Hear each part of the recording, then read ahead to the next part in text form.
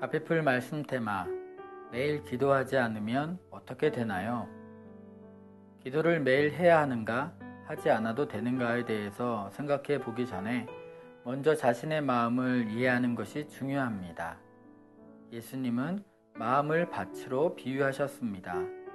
마음을 가꾸는 것은 마치 밭에 식물을 키우는 것과 같습니다. 이는 정원에 있는 잔디나 밭에 있는 식물을 생각하면 쉽게 이해가 됩니다.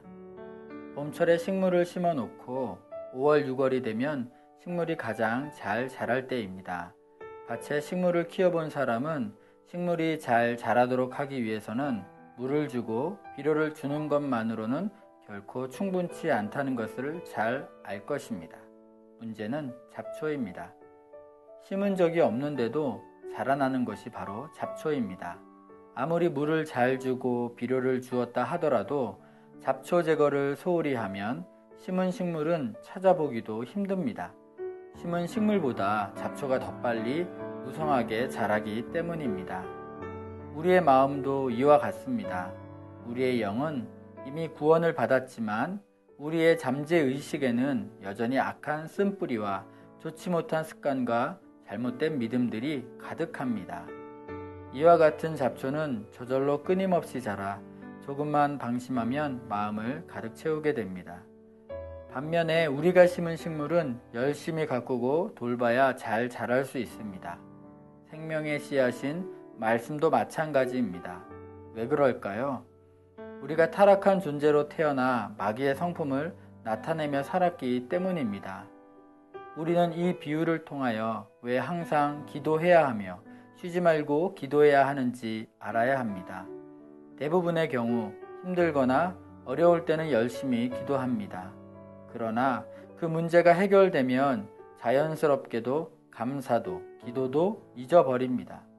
그러면 마음에 어떤 일이 일어납니까?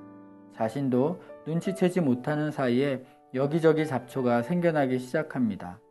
재미있는 사실은 상황이 어렵거나 힘들 때는 마음밭에 잡초가 잘 생겨나지 않습니다. 왜냐하면 수시로 기도하기 때문입니다. 우리는 일정한 시간을 떼어놓고 기도해야 할 뿐만 아니라 일하는 중에도 늘 주님과 교제하며 기도해야 합니다. 예수님이 공생의 사역을 하시는 동안 그렇게 하나님 아버지와 교제하셨습니다.